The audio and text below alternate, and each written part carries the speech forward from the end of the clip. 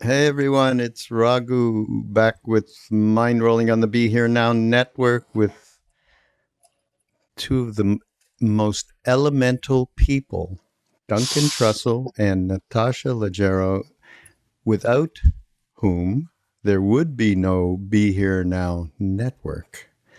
And to let everybody know, this is the beginning of a fundraiser that we're doing for Be Here Now network.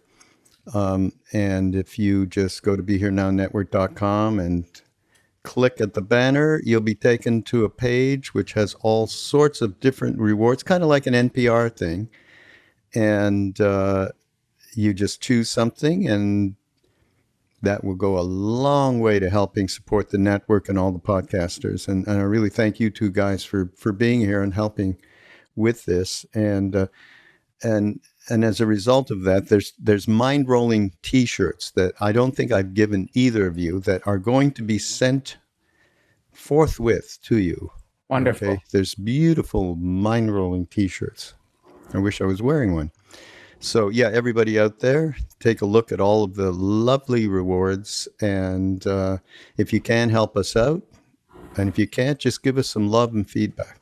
It's all good. It's all energy. So again, thank you guys. And I said this before we got on about the elemental nature of both of you, and we aren't going to go into a lot of detail about it, but unless Natasha had not kicked Duncan in the ass and he fell down the stairs into your basement. It was our basement. We lived together. It was our basement. We lived in the house together. That's right. But just consider, what if you had gotten along and the relationship worked out? You'd still be there having kids. Of course, you have a beautiful child with your husband, Moshe, and Duncan is over there with Aaron. But if it hadn't, I wouldn't be here. We all wouldn't be here. Isn't that interesting? Karma. That's weird. Right? Yeah. But it did happen, and Duncan was banished himself, shall we say, to the basement of Natasha and his house. And then ensued this deep internal investigation that Duncan did, and somehow ended up in Ram Dass's lap through Skype. And then for some reason, he decided to write an anonymous letter to Love Serve Remember Foundation, and there I was. I didn't know Duncan from Adam, and although I had been in radio a long time ago, I was aware of podcasts. This is way back, right? I mean, Joe Rogan was the only one that anybody knew about doing podcasts at the time, I think. I mean, you had a nice audience that you were developing, and that's why, to this day, I say Duncan Trussell is my guru, podcast guru, and but this couldn't have happened. Eh? I was going to say, and all that came from drinking 5-hour energy drinks every hour. Weren't you drinking like a lot of energy drinks, Duncan?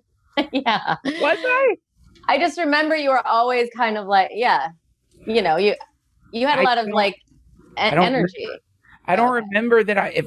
I don't remember exactly what I was consuming, so probably it was more than energy drinks. I think so. That's what you told me it was.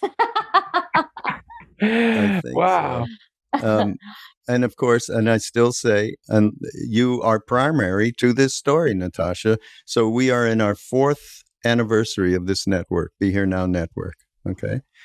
Just now, in the middle of the summer in 2020, in the middle of all of the goings on, shall we say. So we're really appreciative that we've gotten this far, and we've got a very loyal and mixed audience in terms of all the different offerings that we make. So again, thank you guys for being here. And now I was just thinking about what I wanted to chat with you all about, and you both have children.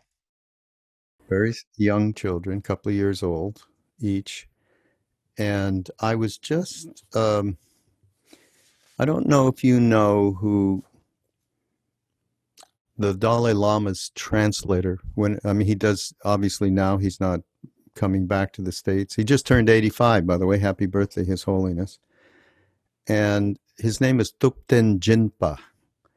And he's an incredible scholar on his own, and was a Lama, and then gave up the robes and got married and had a family.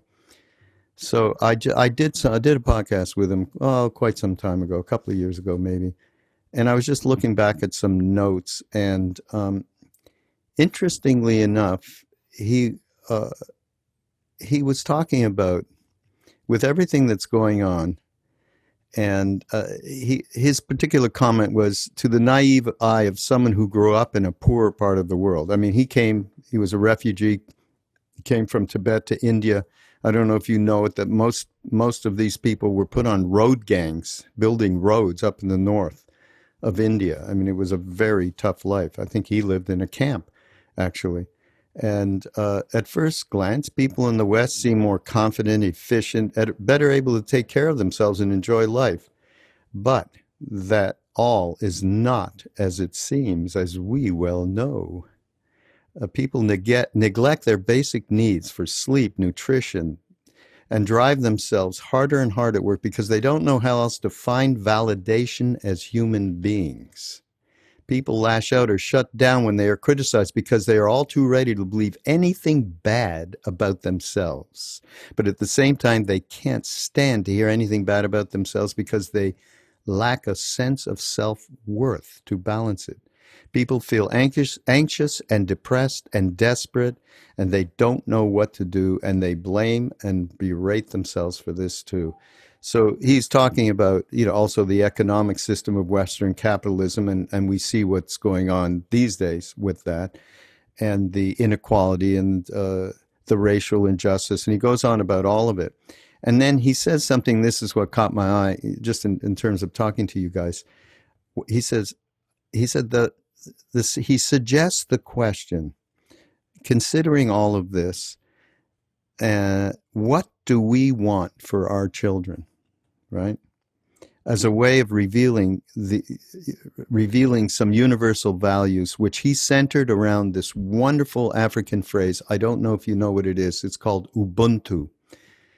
Ubuntu is a bond of sharing that connects all. It literally translates as, I am because you are.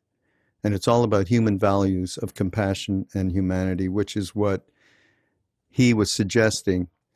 This is what we have to ask ourselves. What are we giving to our children that stands the chance of completely turning the course of some major road that we seem to be on, karmically, collective karma, with the virus and with the racial injustice and the economic deprivation that's going on, that will go on further, it seems.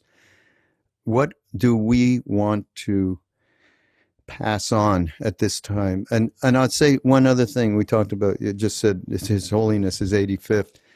You know what he says? He says our chance for, he doesn't call it redemption, but going forward, it's about the mothers.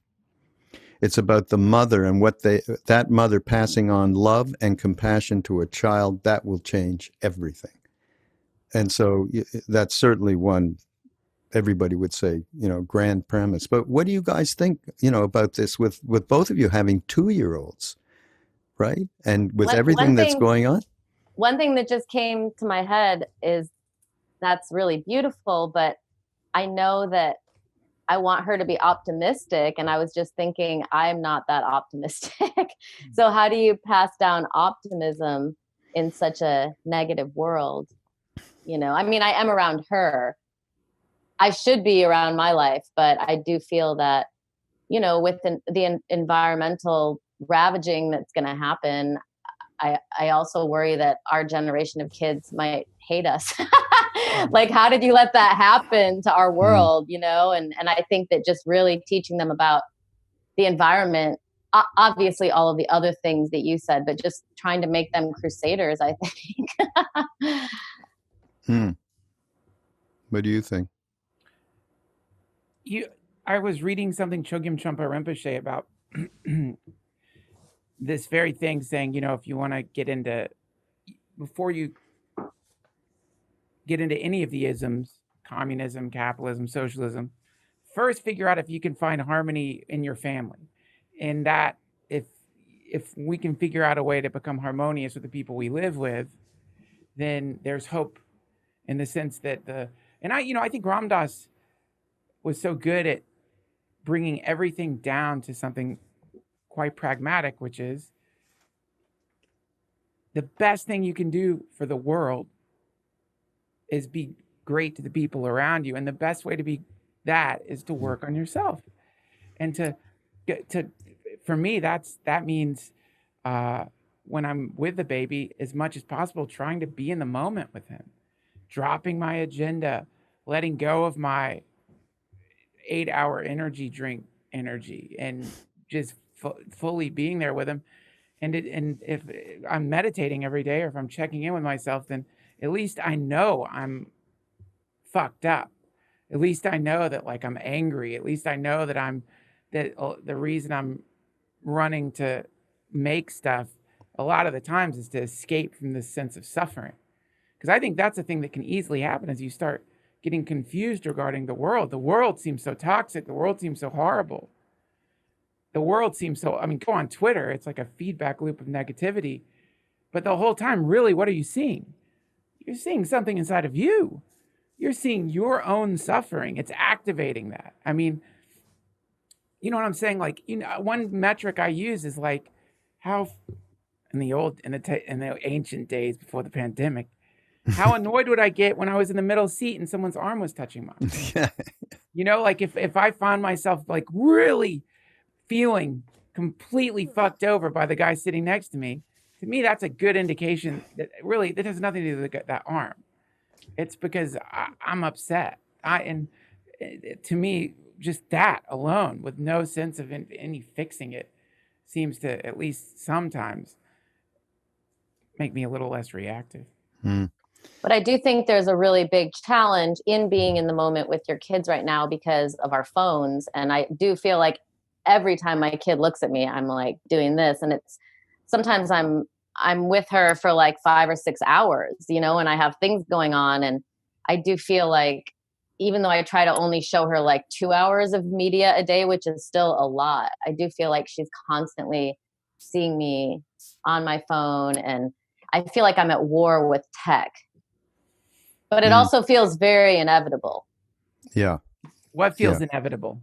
That they're going to be masters at at technology, but at the same time, technology, they can learn that really fast. They could be a whiz and start when they're 12. I'm assuming it's easy to catch up. Everything moves so fast. I don't know. Yeah, hopefully by then they will have figured out a way. They will have, I just don't think people understand the thing we're messing around with social media. It seems it's so colorful and, sleek. Twitter, it looks cool. TikTok, all of it looks cool. I don't think we understand this is a high-powered psychedelic, and that depending on who you're following on Twitter, or depending on what media you're looking at, that's like taking different types of a psychedelic. And we don't have any. There haven't been any tests. We don't know what it does to your brain. Especially kids having iPads at 2. Right. That just hasn't been studied yet because we haven't seen those people grow up to be 40. So I don't know. It just feels like a lot. I agree. It is, but it is here. We are with this. They are with this. It's not going anywhere. And I think its perspective would really help. And, and then I go back to what His Holiness said. As long as you are giving love and they are witnessing compassion on a day-to-day basis, I don't think it matters ultimately. Yes, we don't quite know what's going to happen to these small brains. Yes, there's, we had all kinds of different karmic stuff going on.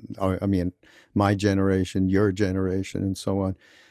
But I really do think it goes back to just that loving kindness thing, which seems so simplistic, related to the complexity, as Duncan was saying, of the reality of social media and interconnectivity, electronic interconnectivity. But there is a basic human goodness that can get translated. I guess that's more of what I think can make the big change. Well, I mean, Yes. this is social media. I tweeted about this. It works both ways. It's just, Yeah. I've just been trying to notice my own particular predilection for, I'm on Reddit, and I was actually the other day, like, how many posts on Reddit before someone's talking about someone who died? It's like 1 out of 3. How many posts before someone's like, pointing just out some horrific thing, and then these are like the pieces of bread in the sandwich where there's like, cute, funny videos surrounded by the apocalypse, and how this is constantly going into all of us, and also how the internet is acting as a medium or a sponge that's soaking up our suffering and amplifying it back at us, which creates this terrible feedback loop, which I think we're all experiencing to some degree. The times are very difficult, but No doubt. very difficult, and a lot of really good things are also happening simultaneously, though. Yeah. And I think it's easy to, instead of seeing the good stuff, which is, holy shit, we've organized the whole planet just about to wear masks when they go outside. I mean, that's amazing. That's an incredible thing that there's even that we've become that connected, that we have that much love for each other, that a lot of us are doing that. That's a beautiful thing. Yeah. And then also what you were saying, Natasha, people going out there in the streets to, fight against oppression, risking some kind of viral pneumonia. That's beautiful. Yeah, the generation is really inspiring. So as I went along, just this line of thought, I thought, what are some of, obviously His Holiness's thing is the core of anything, love and compassion. It's what Ram Dass was all about. And then I was just looking for some other ideas and thinking myself, what are the other components that can really help us now, and that's why I kind of wanted to have this live podcast be more about some positivity, because there's so much negativity right now.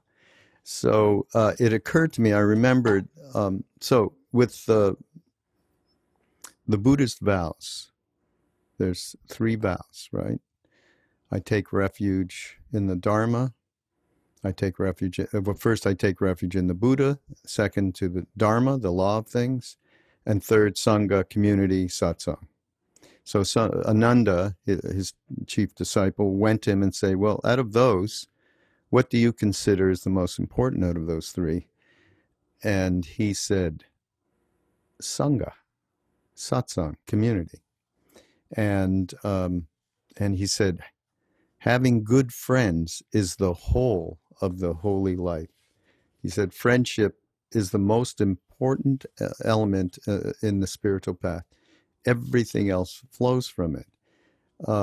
And so you start thinking about that in terms of one's own life and the importance of that. It's something that we've here at Love Serve Remember, Be Here Now, ramdass.org, put a tremendous emphasis on. And you guys have been to the retreats in Maui that we've done, and that's central to what we're trying to share, because that bond that is, they call it Kalyānamitra, in the East, spiritual friends. It's a little different than, regular friends you go out and have fun with and trip around and do all of that. There's another underlying thing that you make sure that you are being totally honest with this person, that you are going to give feedback to this person no matter what. You're not going to be concerned about the straitjacket of, oh my God, he's going to tell me this, and, I'll never talk to him again, all of the kind of social mores that we have. And so I think that's something really, what is it in your lives have you experienced related to that kind of friend? And obviously one's mate, is that kind of friend, I'm assuming. But yeah, how does that ring for you in terms of being able to navigate some of this really tough shit that's going on? That's a hard question. I hope my child can be that kind of friend. That would be very inspiring. Are you asking qualities or actual people? Qualities that really enhance the ability to have the kind of resilience that's necessary in this world. The kind of openness that you can have with somebody that allows, there's no restrictions on the exchange that you would have with this person. I mean, I'm lucky. I have, because of going to India all those years ago, and the people that I met there through Ram Dass and Ram Dass himself, and being around Neem Karoli Baba, being around this saint, we got to see each other so nakedly, the core of who we are. And that set up a kind of a lifelong connection that way. And the fact that that is existent in my life is a huge blessing. I mean, and and Duncan, of course, because we spent a lot of time together, has experienced that in terms of the people that and the community that we're sharing. And I don't know quite what it would be like without that, especially during these times. So yeah, just the idea of the way in which we can connect with another human being allows us to come out of ourselves, of our little mini-me boxes, and then maybe we can be of some use to people that we don't know that well. That's kind of the concept that I'm talking about. What's that thing Ram Dass said? Everyone's in the Sangha, but not everybody realizes it yet. There's a kind of quality of amnesia. Like I'm sure you've heard this before, but the comedy community is a very loving community filled with people who empower each other, and it's all about unconditional love. No, but it is a great community. I'm just kidding. But, because before I met you, Raghu, and got lucky enough to hang out with the Ram Dass community, I was hanging out with the comedians. And there is a quality in getting on stage in front of your friends of nakedness, for sure. There is a quality of exposing yourself to just your friends watching you bomb. I mean, it's humiliating. But what's wonderful is you get off stage and they'll come to you sometimes and they'll punch up your joke, and you realize it's like there's something there. But then, I think everything you can look at as a kind of continuum, or you could tune things. And also in any kind of business or industry, there's going to be like fighting, jealousy, infighting. People want limitations, limited resources, limited stage time. So there's going to be this quality of like fighting for that stage time, which when you hear Ram Dass talk about wanting all of Neem Karoli Baba's attention, you see that indeed that quality translates over into that community.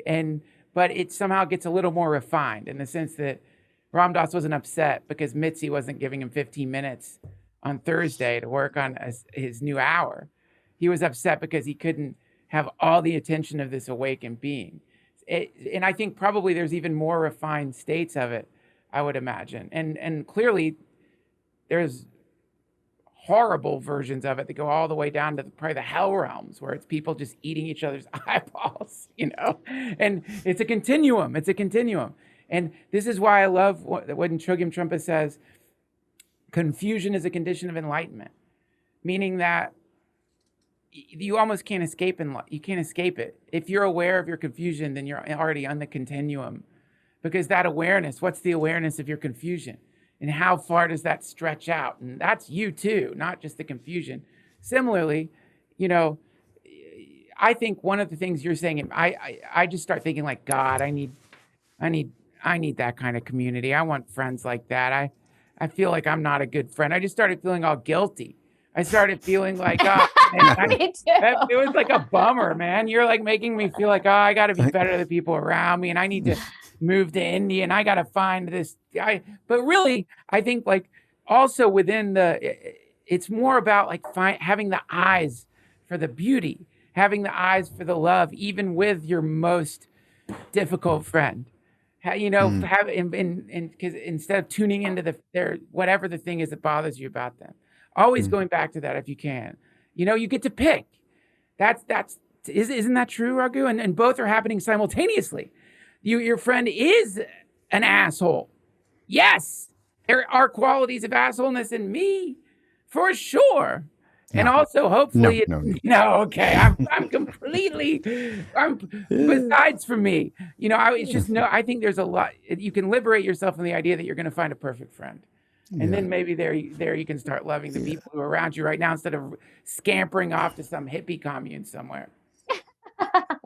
Well, the truth is, to me, like I just went through this thing with somebody who I was in India with all those years ago. Like we're as close as you can get as friends, spiritual friends on every level. And he really pissed me off about some work we were doing actually together. And I could not let go of this. It took me a while. Thank God he was too busy and I knew it, and I wasn't going to get, he's writing a book. I wasn't going to get in touch with him. And eventually we did talk. And because the core underlying all of it was love. And, you know, as Sharon Salzberg talked about once, talking about love, it's a shitty word. It means you're weak. You talk about love. And so it's kind of like guru. All these words have just been evaporated into vapid nothingness. But we don't have any other words. So because of that core that we had, it just dissolved. And that is a beauty. Emerson called it, this kind of friendship, a masterpiece of nature. I love that. It's a masterpiece of nature. When we can communicate intimately with one another and support each other unselfishly, come what may, this truly is a masterpiece of nature and one of our brightest human achievements. And our best hope in troubled times. And I guess that's really what I wanted to get at with, to me, this is one of the great panaceas of our times. And to nurture that really starts to help cut through this us and them thing. Because if you can nurture that, you stand some chance with people who you're in opposition with. Without that, you have no chance at all. And Duncan and I, Natasha, have been talking a lot about this and working on a project around moving from the me to the us and looking at all of our stuff. And boy, historically, we have just this huge a mountain of stuff to get through. So we are realizing just how difficult it really is when you see all of the causes and conditions that create this kind of attachment to me-ness, you know. So have you been thinking about me-ness? Because you have to give up a lot of that me-ness around your baby. Right? Meanness? Me, mini me, you know. Yeah, you do become, I have felt a lot more selfless, but also simultaneously a lot more useless creatively. So I haven't exactly been enjoying it as much as I could be. But I have noticed that this is the only time I put like what I want to do aside to like sit with the baby so she doesn't see me on my phone and like, you know, pretend that we're going to the zoo, you know, and just kind of walk around for like 20 minutes, you know, but it's like, I really don't want to do that. What do you want to do?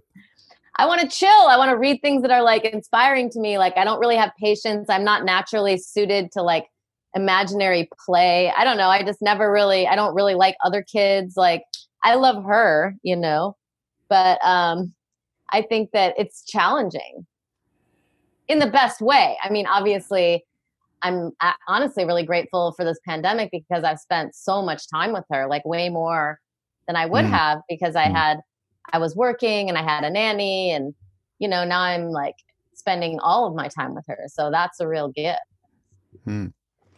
That's got to be a game changer. You too, right? It keeps me positive. Yeah. Me, no. Aaron has been taking care of the baby. We have help. I work on the podcast and I love it. And I'm in my studio and I'm making music, and then all of a sudden I'll be around my family and I'll have that thing that I think you're experiencing, Natasha, where I start hierarchizing, creating over my family. And that's my ego. I've been working with David Nichtern now for, I don't know how long, like a couple of years at least. And finally I'm sitting again. And then all of a sudden I realize like, oh man, you know, what's happening is I don't even want to create.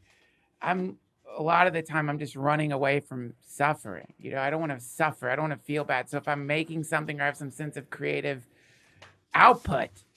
Or even pretending to work.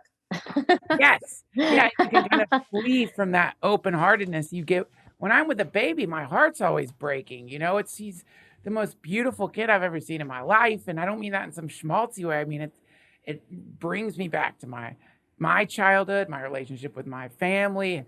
It's, you know, it's like, it brings you into the moment.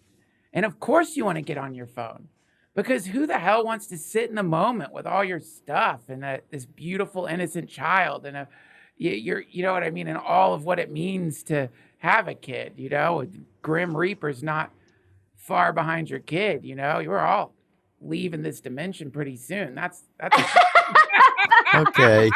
Well, it is. I mean, that's what the kid reminds you of. It's like, oh my God, I'm dying.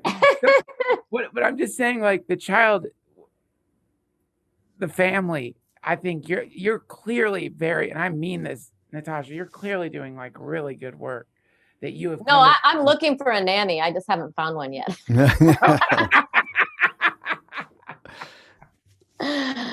Okay. But right now you are doing like a retreat. Like, you know, this is one of the things that when we the Ram Dass retreats, you go to these retreats, I would go to these retreats and I always would forget, this is a retreat. Like, this is called Open Your Heart. But I would always think like, it's like a vacation. You go to Hawaii, you're going to hang out, maybe swim around in the ocean or something. And then, you know, 2 days in, you're crying and you're uncomfortable and you're feeling really like you're feeling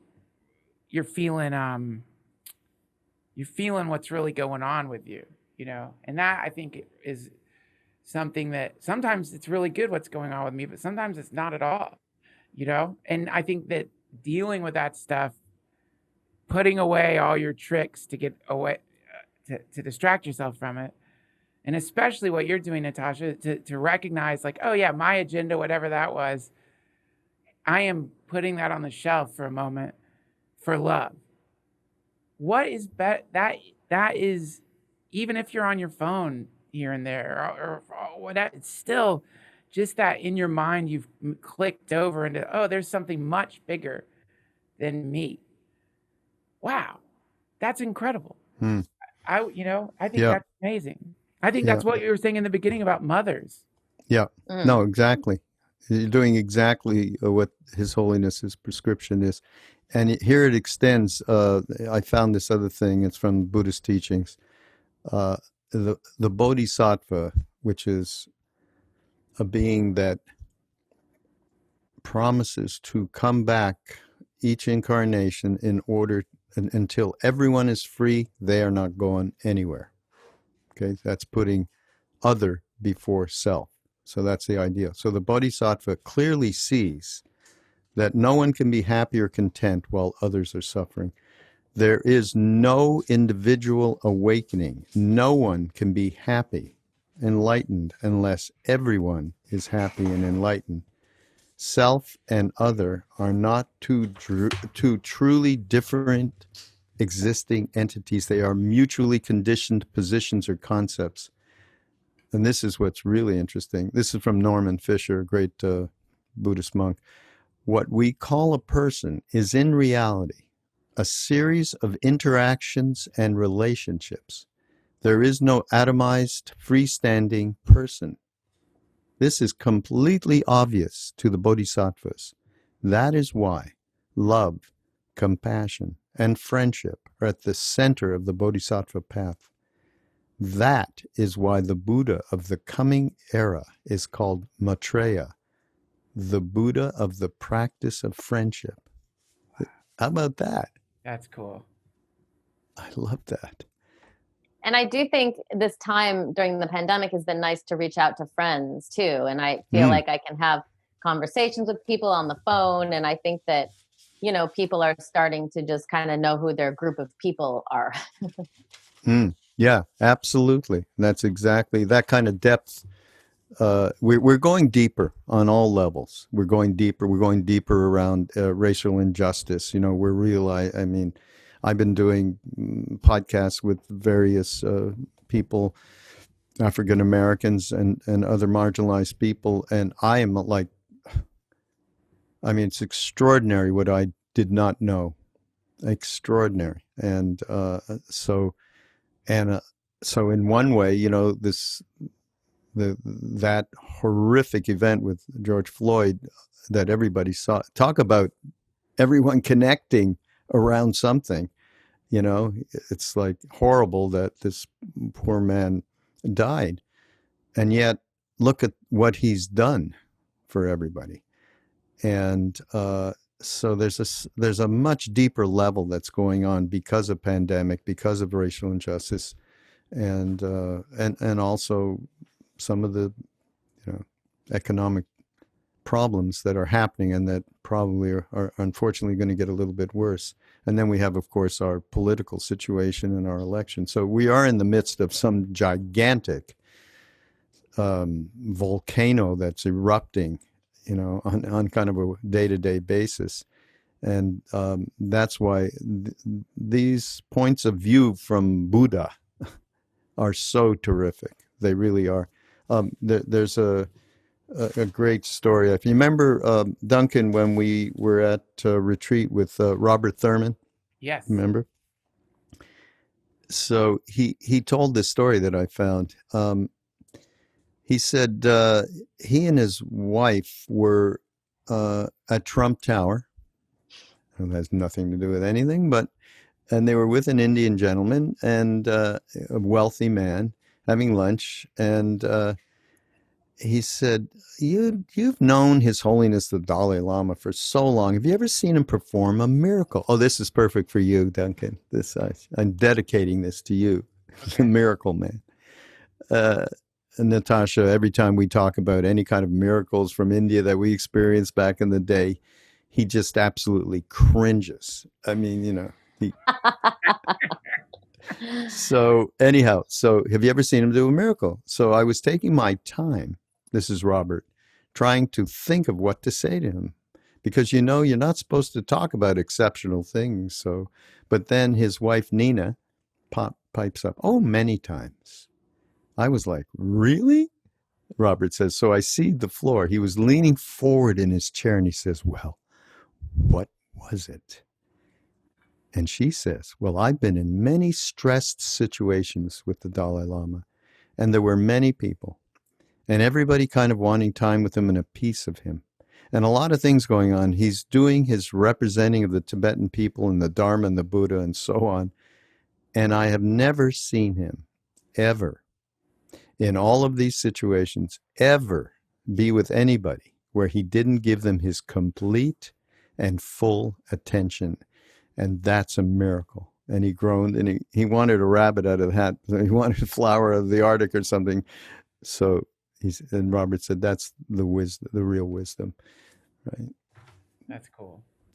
Well, the simplicity of these kinds of things that we can take examples from beings like this, and how easy is it to do? And by the way, It's not easy. It's not easy, and I have failed so many times at this with my own ADD kind of stuff. How many times have here's somebody and they come to you and you're right there with them and they're going to tell you a story. They start to tell you a story and you do this. How many times has that happened? Or you just cannot be full, you're glazed over, or whatever it is, because you can't inhabit the moment with them. We don't have that kind of generosity, and that's why I love the teachings allow us to get into a place where we have a chance, to be a mensch. How can you be in the moment with someone if you can't be in the moment with yourself?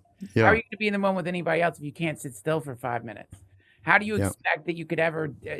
So I think that if that is a miracle, then, which I it when someone's listening to you, you can feel it. You can feel it when someone is staring at their phone or looking at something else. Yeah, absolutely. That phone. Yeah, it's you look around if you ever can go to a restaurant again and see what people are doing. It's extraordinary. Or when you're watching TV with a friend and they start looking at their phone, you feel that too. Like when the attention gets split, it's, you can feel it. So it's a good feeling when someone's listening, and it's a good feeling to be listened to. It's a good feeling when you open yourself up to someone and you can see in their energy that it's rare. With the time when you do get around someone and they have training and they actually are listening, like a therapist or something, and they're trained to do that, it's amazing. Like professional listeners, it shifts your energy. But one of the issues that we're experiencing now, I feel like, is the people who are in our Sangha or even just our family are very distracted. So it's not, it's like the people you're closest to aren't listening to you. Yeah. What do you mean? Give me example. Well, for example, my husband, and I'm sure most people's spouses, are just always on their phone, especially now because everyone wants to try to figure out what's going on. So, we're constantly distracted. So one thing I did, because we got into so many fights about the dinner table and everyone eating while they're scrolling, and so now I have a bucket for the phone, at least. So oh yeah, talk for an hour or however long dinner is. Sometimes he eats really fast, so we can all go check our phones. But I think it's good to model that behavior for the child too, because I don't want to have a teenager or a 10-year-old who doesn't look at me or talk to me while we're eating. I don't know. I feel like you have to kind of impose some rules maybe around the technology because it's permeates every moment. Yeah. That's great. Totally agree. I got all those kind of problems with my one of my sons and his children. Yep. Well, and then enough. Yeah. We're all addicted. Deeply, powerfully addicted to but I think what's really interesting is what are you when you're going into your phone, what's really happening? What are you when you're dopamine? Yeah, but what that anytime the moment that you're I'm gonna do that thing that gets me off digitally or whatever, it's that moment right before you go into your phone. I think there's a parallel in the type of meditation I do where you sit and when you start thinking, you go thinking, and then you go back to your breath. The idea is somewhere in there, you begin to notice when you get lost in the daydream of your mental continuum, and when you're just back in the gritty world, the boring world. The world is boring. People are bored, and people don't want to sit at the table with their family because they think it's boring. And people don't want to hang out with their kid because they think it's boring. And people don't want to do this or that because they think it's boring, because it is. You know what I mean? I have these songs in my head that I watch with Forrest. Please, please, I like to say please. No, I don't want to eat cheese. Those kids songs that they love. And when he's so absorbed in, but it's boring. But if I look at my phone while we're watching his cartoons together, he doesn't like it. He wants to imagine that. Oh, really? He actually. Yeah, he expresses it. he wants a shared experience, Mm.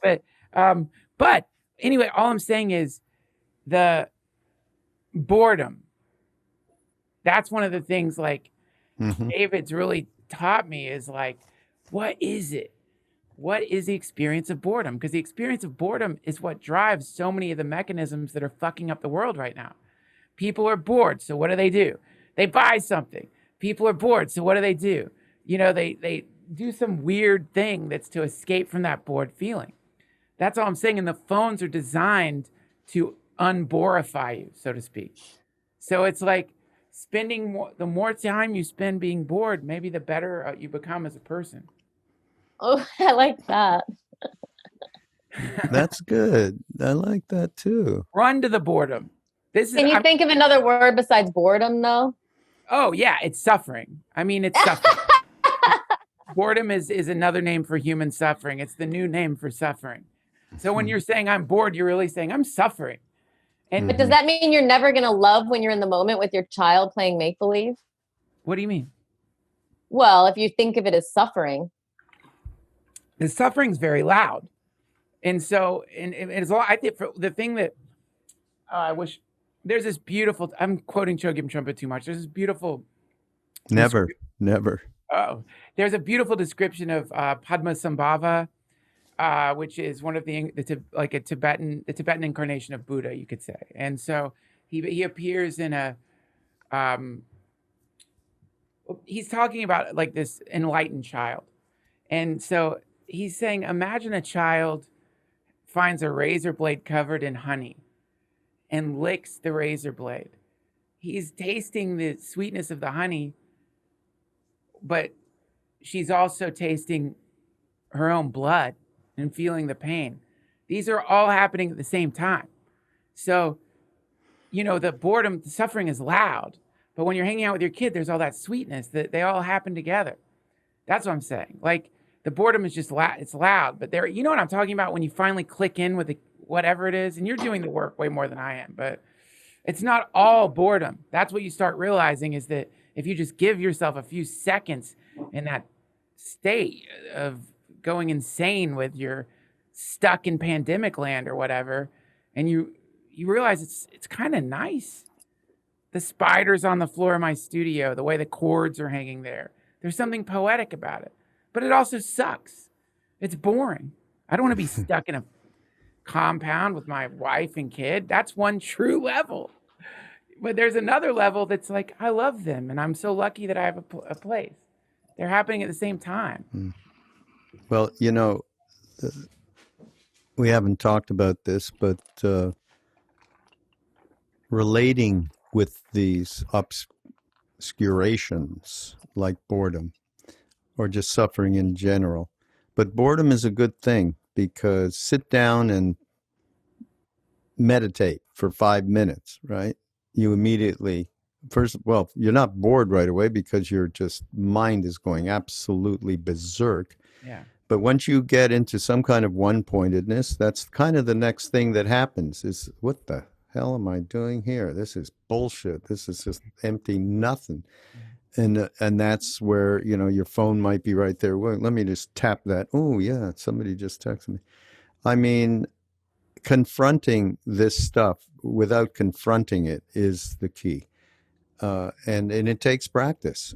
And that's another thing, we talk about, like, there's something, Natasha, that's just like drives you, that's primal to be with your child and be in that kind of loving, totally accepted space. And yet at the same time, you're looking at, you're kind of going, where's my phone?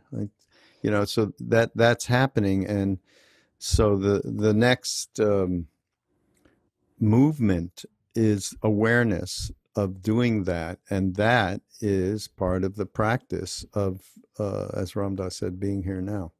So, all of this, there's no getting at full compassion, full love, full awareness without practice.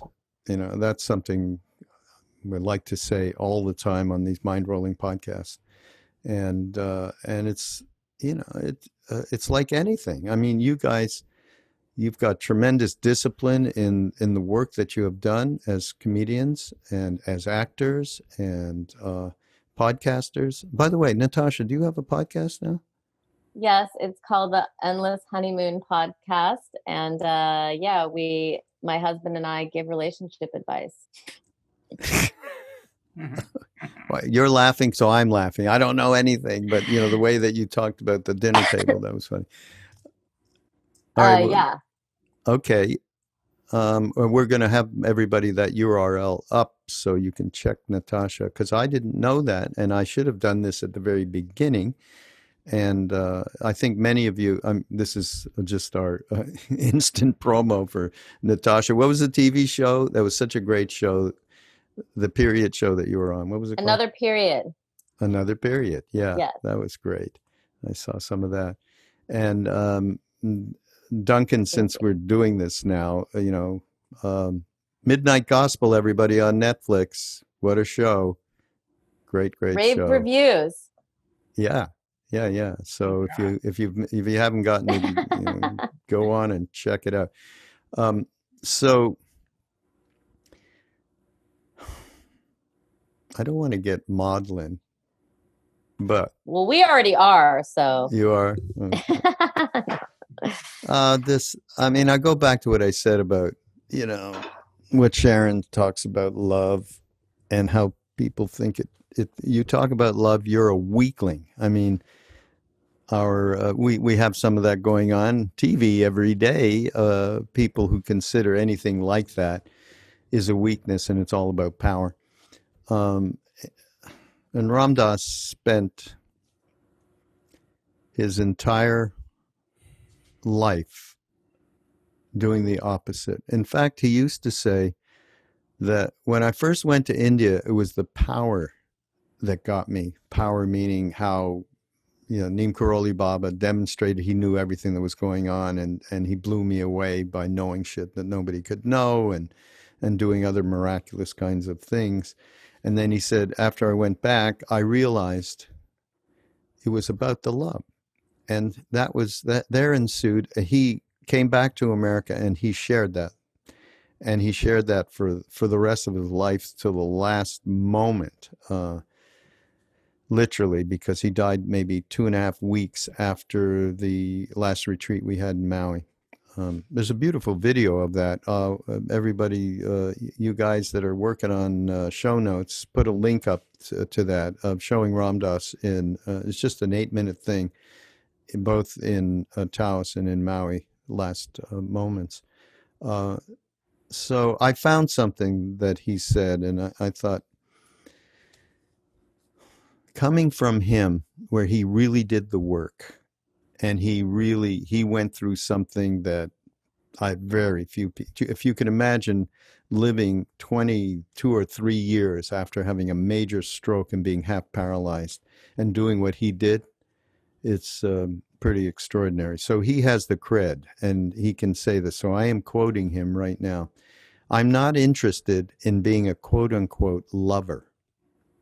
I'm interested in being love. In our culture, we think of love as a relational thing. I love you, and you are my lover. But while the ego is built around relationship, the soul is not. It wants only to be loved. It's a true joy, for example, to turn someone whom you didn't initially like into the beloved. One way I practice doing so is by placing a photograph of a politician with whom I intensely disagree with on my puja table, my altar. Each morning when I wake up, I say, "Good morning, Buddha. Good morning, Guruji," and to the other holy beings there. But I find that it's with a different spirit that I say, "Hello, Mr. Politician," and we could substitute, we won't even put that name. And I told Ram Dass 1 billion times, I said, I'm glad that you can do this. I cannot do this. Okay. I admit I cannot do this. I know it sounds, he says, I know it sounds like a funny thing to do, but it reminds me of how far I have to go to see the beloved in everybody. And this is why, this is courage to do the work that's necessary, to cross over from me to us, That's something we should talk about another time, Duncan.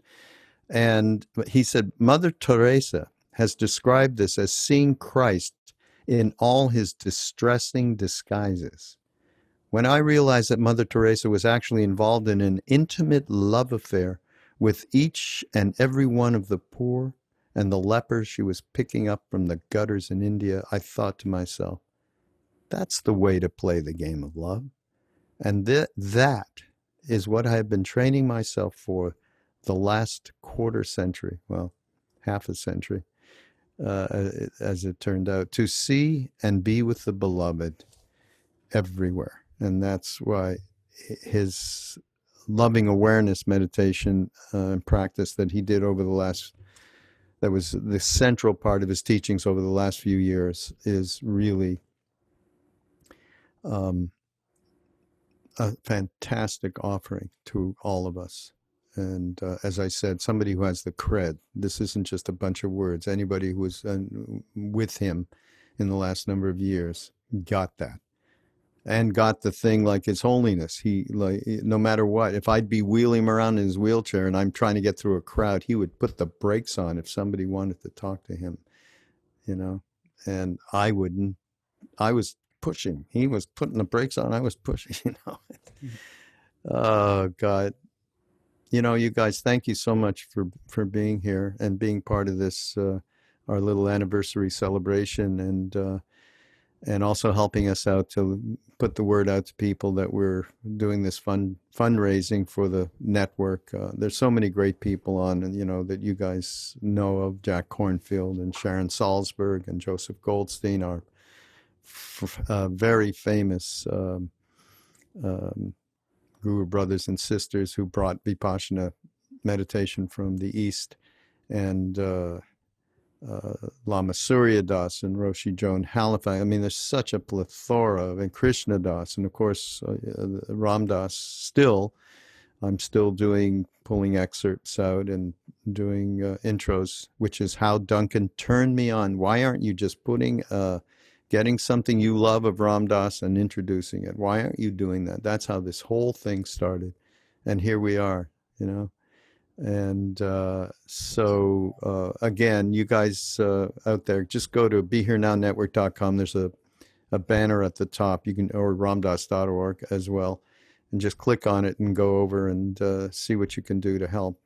And this will be going on for about 10 days. And yeah, I again thank you all for all the support through these last 4 years, and I hope we get to do this for another few years as well. And we're expanding and getting with new teachers, and Duncan's friend David Nichtern, who's our friend who we love, has some beautiful stuff going on as well. So again, you guys, anything last words of wisdom? I'm just so flattered you included me in the story. I mean, the story doesn't start. It never happens without you, Natasha. Okay, good. It doesn't. Thanks for having me, Raghu. I really, I feel so lucky to be your friend, and I'll always, anything you need, just let me know. Yeah, well, that's why I made a big point out of the reality of friendship and how much we need it now. And yeah, I'm happy to know both of you. I wish I could spend more time with you, Natasha, but I'm in Ojai now, and you're in I'll LA. go there. I'm willing to travel. Okay, good. Travel. Come with the baby and Moshe, and we'll go swimming and do social distancing. Okay. Well, thank you, everybody. This is Mindrolling on Be Here Now Network. Go to BeHereNowNetwork.com. As I said, check out the fund drive that we're doing. And we shall see you again next week. And you'll be able to, if you want to connect other people to this podcast, it will be up on Be Here Now Network. Thank you, guys. Thank you. Thank you. See you soon. Bye. Bye-bye.